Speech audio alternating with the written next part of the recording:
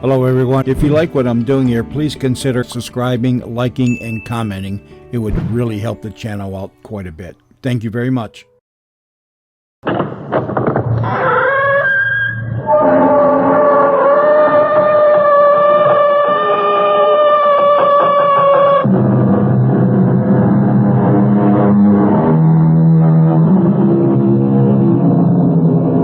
Come in. Welcome. I'm E.G. Marshall. Tell me the truth. Are you sensitive, impressionable, tender-hearted? Squeamish, maybe? Are your sensibilities easily offended? Are you fussy or persnickety? If you are all or any of these things, perhaps you had better not listen to what follows, for the tale we are going to tell you is aptly called a horror story.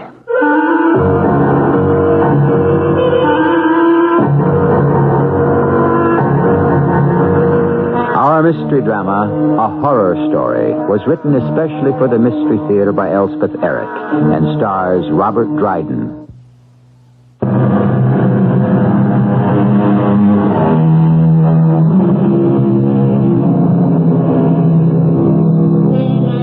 You have been warned. You're about to hear as dreadful a tale as has ever been told, appalling in its frightfulness. So pause a moment. Think hard whether you're able to endure it. If you have qualms about listening, turn to something sweet and soothing. But I urge you to gather your courage and listen. Nothing on the first floor, nothing on the second. Only the third floor remains to be explored. Why do I bother? Why do I persist? Well, if anyone cares, this place fascinates me. Has for 20 years. Ever since I first came to New Orleans in 1829 and saw a crowd of frightened people gathered outside this building on Common Street. By eavesdropping among them, I learned that they thought the place haunted by a collection of gruesome ghosts. Now, let's see what's in here. Oh, I declare, if the third floor yields no more than the other two, Ooh, I say, what an exquisite fireplace. So delicate, pure Adam. As a world traveler, I've become something of a connoisseur. Still, what's this? Looks like a loose brick in the chimney breast. Oh, really, the town should take better care of... Let's see if I can pry it loose. Oh, yes, I can. Oh, why are people so neglectful? Still, no one comes here anymore. They're too frightened, I suppose. Imagine being afraid of ghosts. Got it. Good. Now, what may I find here? What could there be in the space behind the... Oh, yes. There's something. Yes. There's a little book. A little book bound in red Morocco leather. And then... Wait, what have we here? Oh, good gracious. A pair of shoes. Oh, how sweet, how dainty. Now back to the little book. Oh, my word. It's a diary. And the name embossed on the cover is plain as day. Gaston Donnet. Gaston Donnet. Monsieur Sauvinet? Come here immediately. Something wrong, Monsieur Sauvinet? An emergency. The Count is coming for dinner. It's his first visit to the Palais Sauvinet, and what do you think has happened? The head chef has had an accident, and he's in the hospital. Oh, what a pity. Well, you know who the Count is, don't you? Oh, I know. What's to be done? There's nothing to be done but turn the whole thing over to you, Gaston. What? But I've been engaged as assistant chef. I don't have the capacity, the experience. My friend, there is no help for it. I'll tell you what. I'll give you Pierre all to yourself. Pierre? The scullery boy? Well, he's been with me for 2 whole years. Pierre, come here. You'll see Pierre is very knowledgeable. Yes, Monsieur Chauvenet. Pierre, my boy, who do you think will dine with us tonight? The Count himself, friend to the king. But the head chef, he's in the hospital. Unhappily, but we must not let that affect us in the least. Monsieur Gaston Donnet here will be in charge. Oh. And you, Pierre, you are to leave everything else to others and devote yourself to him. Do you understand? I understand. Now, what shall we prepare for the Count, huh? Perhaps a leg of lamb Eslington with the proper vegetables? A Normandy sole before that. Oh, and for his particular pleasure, truffles served in the silver cocotte and wrapped in our finest linen napkin. Oh, the poor Gaston Donnet, poor chap. It's no small thing to prepare a superlative dinner for an important client. I know. I've wandered the world. I've been in Paris, more than once. Well, let us read on in the diary what happens next. When the Count has eaten his dinner of truffles, of Normandy sole, of lamb Eslington, and all accompanied with the best wine, and all finished off with an exquisite plum brandy, what then? Success, Gaston. Oh, what a great success. I'm so happy, Monsieur He Sauvinet. raved about the souffle. He was ecstatic over the leg of lamb. He all but kissed the vegetables. Oh, let the head chef stay in the hospital. You, Gaston Donnet, you are the best chef in all of Paris. Oh, Monsieur Sauvinet, surely not. Now listen, dear chap. The Count intimated to me just before he departed. He plans to come back soon. It's too much. Now, dry your eyes and get on home, because that's where I'm going. Pierre? Monsieur? You'll close the place, won't you, so that our heroic friend here can go home? Yes, Monsieur Sauvinet. Then good night, my valiant Gaston. Good night until tomorrow. Good night. Oh, what a glorious night it has been. Aren't you going home, Monsieur Donnet? What? Home? To tell your wife about your success. I have no wife. Oh, there must be someone you can boast to. Monsieur Sauvinet said the Count adored the souffle and the lamb. All but kissed the vegetables, he said. But he said nothing about the truffles. No, he didn't. The beautiful truffles in the silver cocotte. Pierre, did the Count enjoy the truffles, do you think? Well... If so, why didn't Monsieur Sauvinet mention it? Well, they were a little overcooked. Overcooked? You said overcooked? I heard the Count remark to his lady friend that they were slightly overdone. After all, they require only 7 to 8 minutes in the oven, and yours were in there for 10. That's not so. That's not so. Oh, yes, I noticed. At least 10 minutes. Why, you dirty little beggar. Why, you... Keep away from me. Keep away from me. That knife. No, the knife. Put down the knife. Phil. Please. Phil. Oh, you killed my... Piece of dirt. Nothing but a piece of dirt. Absolutely incredible. Fantastic. Oh, my, I'm not at all sure I should let you hear this part. It's well, we've read this far together, and I know you're perishing to find out what comes next, so... All right. Gaston Donnet, as you've heard, stuck a kitchen knife right through Pierre's heart, and Pierre fell down dead. Then Gaston, appalled at what he'd done, dragged the boy's body into the little cuisine, and there he... Oh, there I tell you. There, he removed Pierre's clothes and burned them in the small fireplace ordinarily used to incinerate discarded skin and feathers and other rubbish. Then he... Oh, this is fantastic. He dissected and dismembered the body and removed every last bit of flesh. And then... really, this part is superb. He prepared the flesh in any number of ways. Marinated, stuffed, gratinade, minced, pickled, smoked. Oh, you do have to admire the man's ingenuity. Oh, say you do. Then the following day, there was such an outcry in the kitchen. Where is he? Where is that boy? Where is that good-for-nothing boy? Gaston, heaven's name, what's the matter? Stupid upstart. Pierre never showed up, Monsieur Sauvinet. I've waited all morning. I've searched the place. No sign of him. No word from him. Nothing. Gaston, calm yourself. What am I to do without a scullery boy? I shall find you a scullery boy. Within the hour, you shall have a scullery boy, and a good one, too. Because you know what? The Count is repeating his visit. The Count? Yes, he's enamored of your cooking. Who knows? One day he might invite the king to be his guest. Would he come? Who knows? Now, what shall we serve the Count tonight, huh?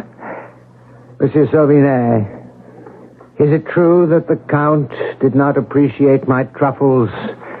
I heard something to the effect. Oh, that was nothing. A trifle overcooked, he said, but it was nothing. Now, for this evening, first, some scampi, perhaps? Leave the menu to me, monsieur. I shall prepare something incomparable, something new. You don't want to tell me what you have in mind. I want to work from my own inspiration, my own invention. I want it to be a surprise. Oh, I don't have to tell you, do I? That evening's repast was a mad success, a wild triumph, start to finish. Such fragrance, freshness, such combinations of flavors, 8 courses, and each one better than the last. The Count and his dinner guests agreed to a man that never in their gastronomic lives had they enjoyed such a repast, and they sent a great storm of compliments to the genius chef. Oh, isn't it marvelous? Isn't it divine? For, of course, you know what they had eaten with such gusto. Oh, my dear Gaston, let me kiss you. Both cheeks. Oh, I kiss your hands. The Count and his friends enjoyed their dinner? Enjoyed.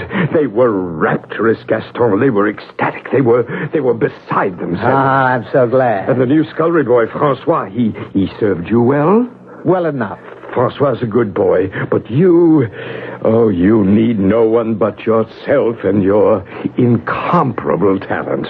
Ah, you're very kind. Gaston, I cannot keep a secret. I must tell you. What secret is that? The Count is coming back. Oh? And this time, tomorrow or the night after, but certainly within a week, he hopes to bring a guest, a solitary guest. A lady? Oh, I think not. A gentleman, a high-born gentleman, the most noble gentleman of them all. What you mean? A royal gentleman, Gaston. Him? Of course, he will come disguised. It wouldn't do. Oh, no, of course not. No. And the Count wants you to prepare for this noble, this royal gentleman the same dinner you prepared tonight. The same? The very same. Oh, my reputation is made. Just wait till everyone hears.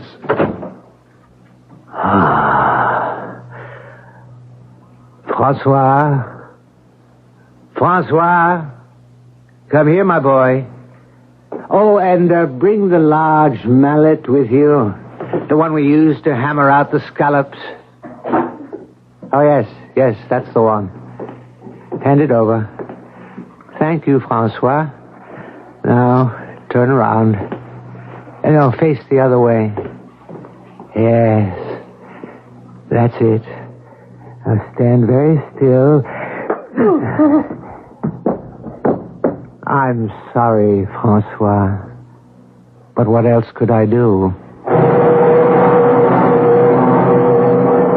It doesn't say in the diary if the Count's guest was actually the king himself, although it does say that both gentlemen enjoyed their dinner immensely and sent the most effusive compliments to the chef. However, according to what it says here, Shortly thereafter, great outcries were raised by the mothers of the two vanished boys, and Gaston Donnet suddenly left Paris, never to return. Which is quite understandable, wouldn't you say?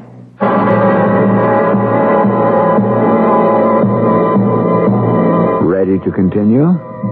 Be very sure, won't you? Because there's more to come. And if your heart stops or your hair turns white, don't blame me. I warned you, didn't I? Yes, I did. I told you from the very beginning, this is a horror story.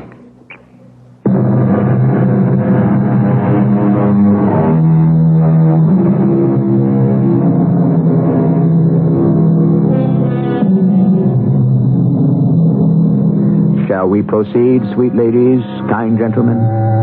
Remember, this tale has come down to us in the form of a legend, built little by little by one storyteller after another, each one delighted in what he had been told, and then added whatever provocative details he thought might captivate his audience and seduce it into listening longer.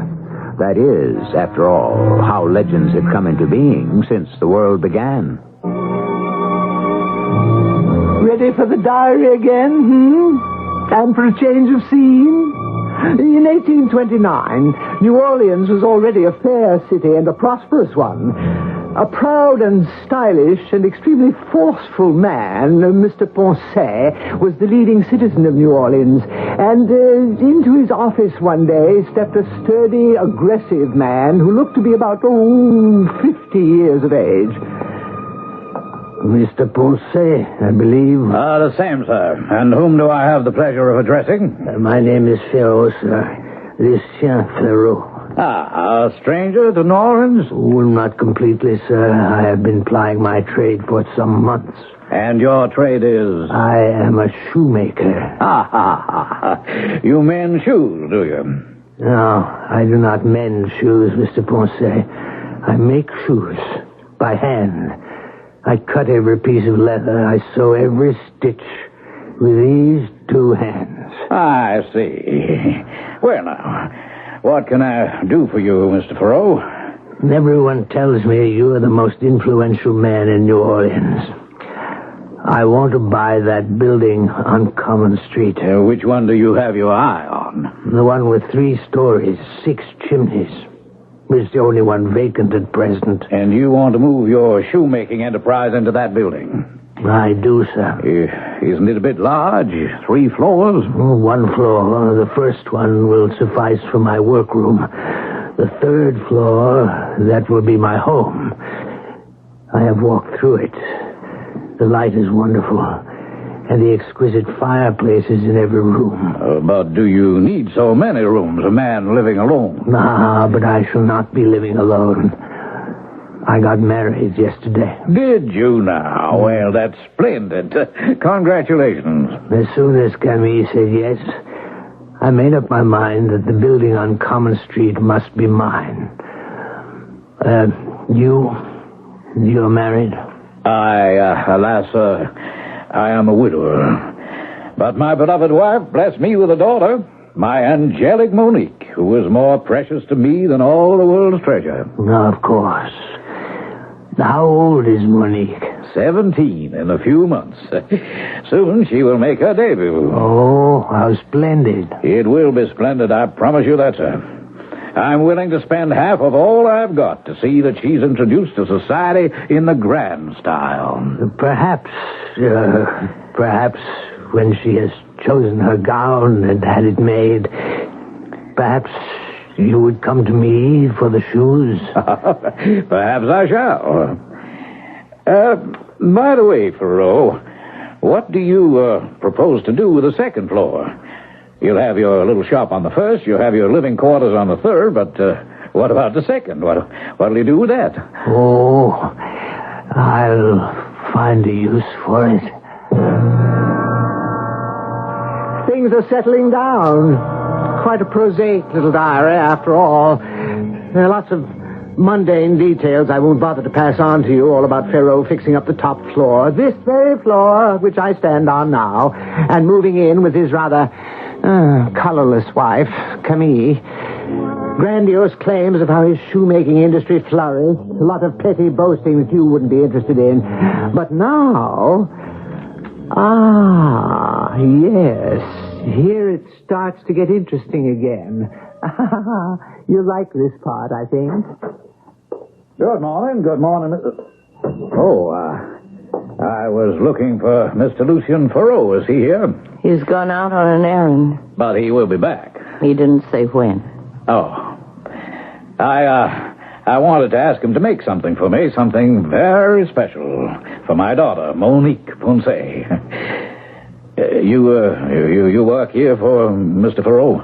I'm his wife. Oh, I'm sorry. I didn't realize. I haven't had the pleasure. Tell me, Mrs. Farreau, are you enjoying your new home? It's very nice. Your husband's fame is spreading, all over New Orleans. So he tells me. Everyone says his slippers are the softest, the most pliable, so flexible. The ladies who worn them say they can dance all night and on into the morning. So I've heard. I'll tell you why I'm here, Mrs. Farreau. I wanted to order a pair of his wonderful slippers for my daughter, Monique. Look here, I brought a swatch of the material her dress is to be made from. My daughter has dark hair and dark eyes. Well, you can see. This is the material. Damask, isn't it? I believe that is what they call it. White damask, with just the faintest little thread of gold running through it. Beautiful. Beautiful. Now, if your husband can make shoes to match, will he be back soon, do you think? I've got no way of knowing. He never tells me anything. Oh, well, I'll wait a bit. Suit yourself. Tell me, your husband has rented out the second floor, hasn't he? Yes, he has. To a restaurateur, I believe. A private dining salon, they say. So they say. Small, but elegant. So I've heard. Oh, forgive me, Mrs. Farreau, but you talk as though you'd never seen it. I never have. Well, I am surprised. Your husband makes an excellent investment, and you don't even care to see it? Oh, I care. It's grown famous all over New Orleans. The cuisine, everyone raves about it. So he tells me. But you have never dined there. Oh, no. Here's my husband now. Mr. Ponce. Well, glad to see you, Mr. Farreau. Mr. Ponce wants to order a pair of slippers. Oh, fine. For Monique, for my daughter. I showed your wife the material her dress is being made from. You see, this is a small swatch. Very nice. I can get more if you'd care to make the slippers to match exactly. No, that wouldn't do at all. Well, I simply thought... I have my own materials. Well, if you insist. I do insist. My materials are 1,000 times more pliant than this damask. Oh, whatever you say, Farreau. Well, good day, Mrs. Farreau. Good day. How long was he here? Only a few minutes, Lucien. That's all. We chose to wait for you. What did you two talk about? Oh, your success for the most part. He mentioned a restaurant on the second floor. He asked if I'd ever dined there. He asked you that? Of course, I said I hadn't. I said I'd never even set foot in the place. Why can't I see it, Lucien? Because I say you can't. But why can't I? I'd like to so much, Lucien. I've already told you why you can't. Because you say I can't. Precisely. I see. But I'd certainly like to. I hesitate to tell you what the next few pages of the diary hold. Oh, I don't think I can read on. Yet I must, if we're ever to finish this macabre tale. So I'll just tell you straight out. The secret material Farreau used for his extraordinary slippers was human skin. There, I've said it. And the source of his supply was the slave market. Oh, my word, what a really terrible fellow he was. Yet you do have to admire his enterprise and his courage in setting it all down here. You do have to respect that, don't you?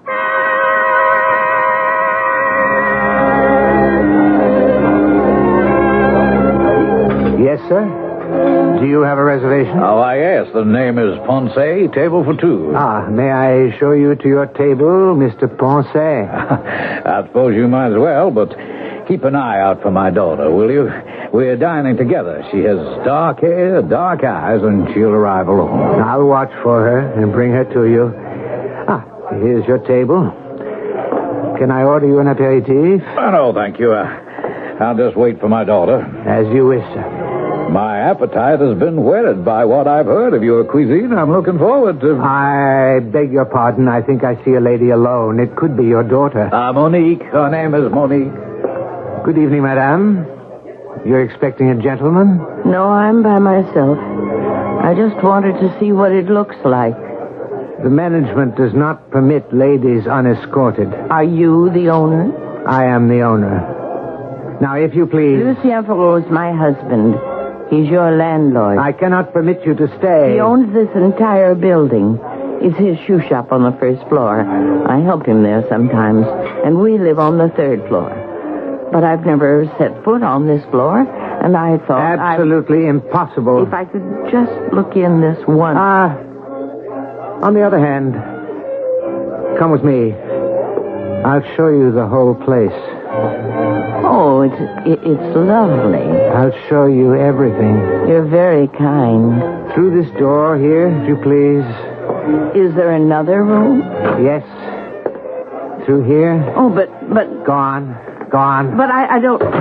but this is the kitchen. It is the kitchen, and that is the back door. But I don't want... And you're leaving by the back door. No, I don't You're leaving now. I don't want to leave. Now, Camille, this instant. You called me Camille. Oh, Lord. How do you know my name? Shut up, woman, shut up. Why? Lucien. It's you. What on earth have you done to yourself? Shut your mouth. But you look so young. You sound so young. You're quite different. You be quiet and get out, Camille. You'll ruin me. What's the point of this masquerade? Why are you pretending to be two people? You're a fine shoemaker. Why do you have to be a chef as well? Why should I be one man when I can be two? But which is my husband? What is my name? You can't go on with this deception. You must stop. Never. We shall be so rich, Camille. No. I won't go on this way. I can't. I don't know who I am, who you are. I'll tell. I'll tell everyone. You'll tell no one. You're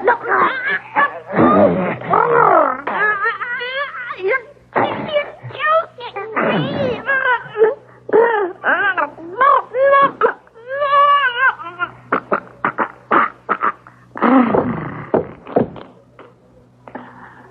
Oh, Camille.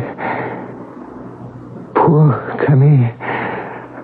Why did you do it? Why did you come here just when everything was going so well?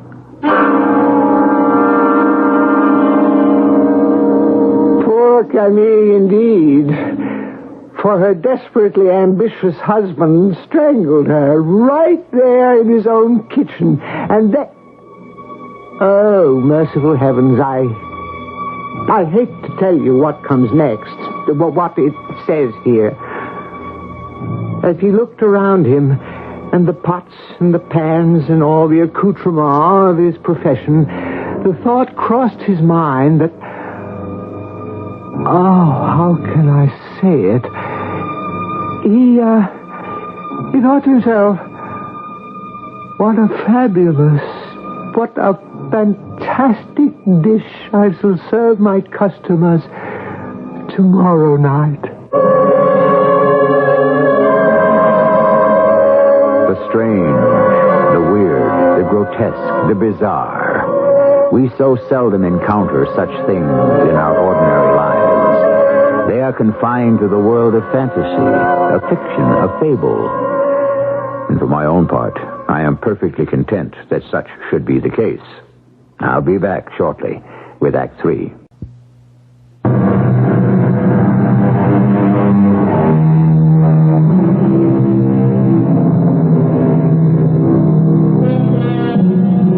to our legend, which was invented to curdle your blood and freeze the marrow in your bones.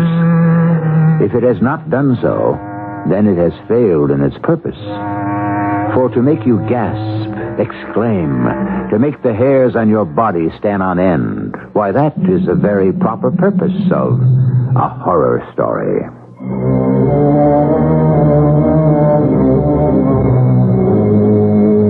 Oh, I'm feeling better now. Able to read on, I think. There's a passage here that reveals what you must already have guessed. The proprietor of the restaurant on the second floor was not only Lucien Ferraud, he was likewise Gaston Donnet from Paris. Oh, dear me, how things are turned around in this world. It's enough to make one's head spin. Well, anyway, the diary goes on quite calmly for a while, and then... Ah, Mr. Ferraud. Mr. Ponce, welcome to my little shop. You're looking extremely well. Oh, thank you. I never felt better. And your charming wife, is she doing well? Satisfactorily, thank you. I'm sorry not to see her. She's elsewhere. You know, it was to your wife that I first showed the little swatch of damask. She admired it so much. And I told her about Monique's debut. She seemed most interested. Yes, I'm sure she was. Oh, yes, we had nice little chat. We spoke of your tenant. My tenant? The man to whom you let the second floor. Oh, yes. And the restaurant that he opened. Why, it's become almost as famous in New Orleans as your delectable little slippers. Has it indeed? Yes, well, shall I fetch the slippers, Mr. Ponce, for your daughter? Ah, Monique slippers. Yes. Of course. That's what I came for. I have them right here. Here. Here they are. Oh, Mr. Ferraud. Oh, my friend. You like them? Like them? I have no words to convey what I feel. How white they are. How pure and white. Yes. Oh, they are like jewels. Royal jewels. I call them my masterpiece. Has your wife seen them? Any? No. I haven't shown them to her. It'd be so nice if she were to come in right now. That is unlikely. Before I take them home? You might have a long wait. Yes, you're right. I must take them home and show them to Monique. God bless you, Ferraud, and give you continued success. Have you guessed it? Has your clever little mind penetrated the secret of Lucien Ferraud's latest adventure? Have you succeeded in following the intricacies of his criminality? If so, I don't have to tell you that the soft and subtle slippers which Mr. Ponce carried home in triumph were made of the white, young skin of Camille Ferraud.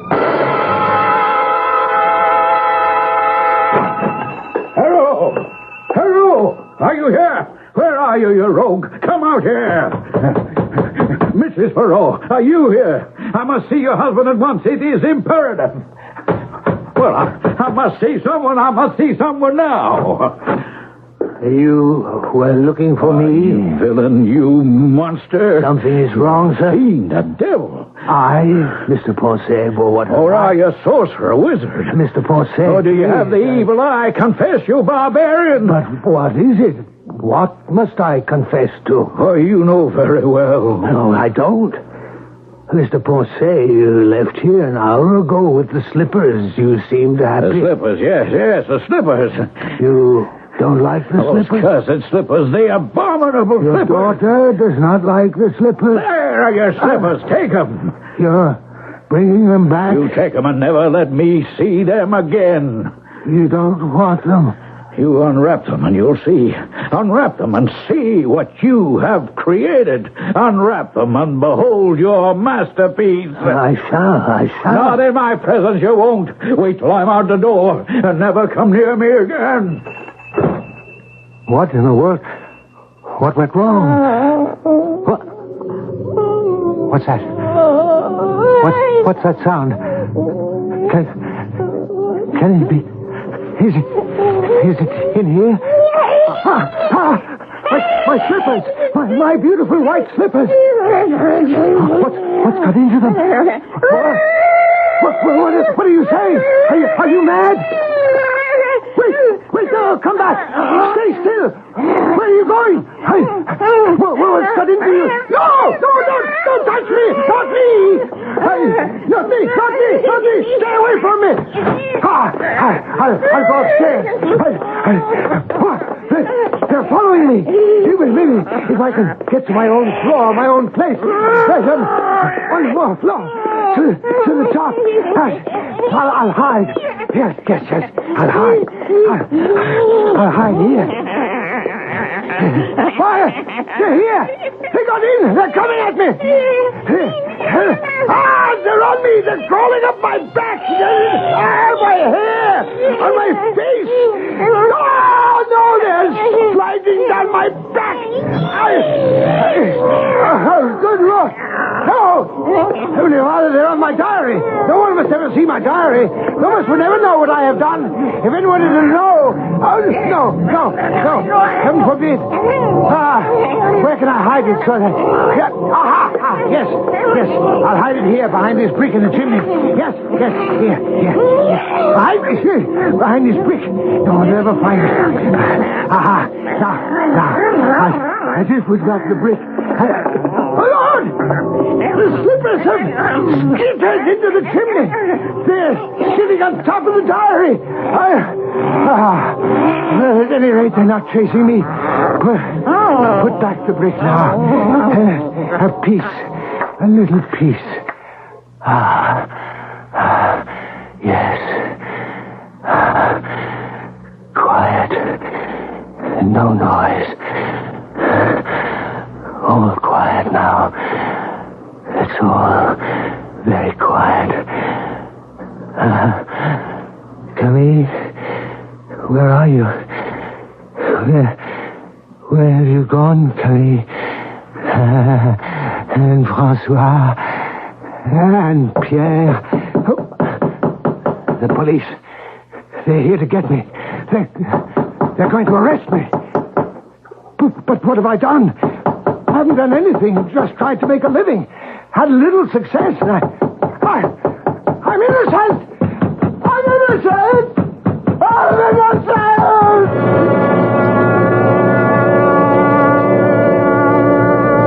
Dear friends and citizens, may I have your attention?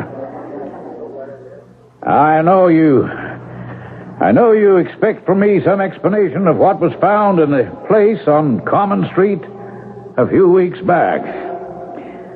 The authorities have said that I might tell you all that is known, though how it all came about is a matter for conjecture.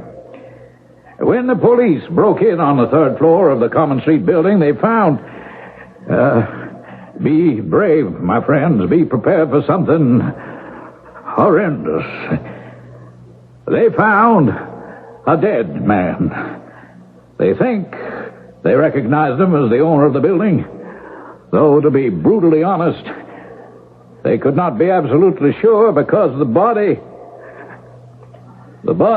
good people, had been skinned. Yes, my friends, they have concluded that this poor man went mad and flayed himself alive.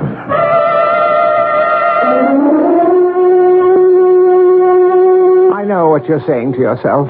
Yes, I do. You're saying, how could he read all that last part in the diary? How could anybody have written it down with the slippers carrying on like that? It's impossible. Well, you're right. The reason I know what happened is that I am Gaston Donnet, later Lucien Ferraud. That is to say, I am his astral, his etherical body, vulgarly called a ghost. So I know all about it. Oh, and that banging at the door, that poor Donnet Ferraud thought was the police? No, not so. It was two ordinary men who knocked.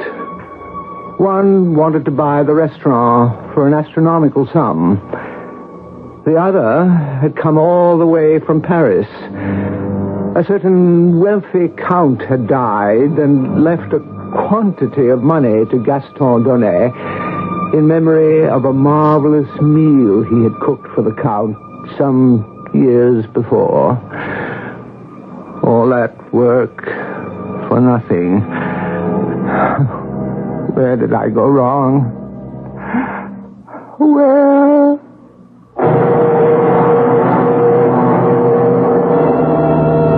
It seems clear that there was a place on Common Street in New Orleans 150 years ago, and a man certainly did rent it, and opened a shoe shop on the first floor, and rented out the second floor for a restaurant, and lived with his wife on the third floor, and later died. And no doubt there was something strange about the man. But those are all the verifiable facts we have. As for the rest, well, you know how people talk. And as they talk, legends are born. And legends grow. And legends never die. I'll be back shortly.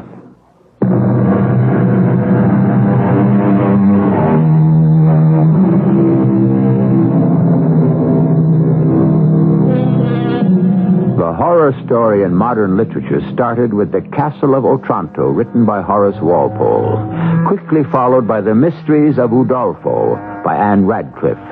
Honoré Balzac took up the form and improved on it in France. Bulwer Lytton rivaled him in England. And in America, it was brought to a peak by our own Edgar Allan Poe. Let's face it, the horror story is here to stay. Our cast included Robert Dryden, Mary Jane Higby, Ian Martin, and Arnold Moss. The entire production was under the direction of Hyman Brown.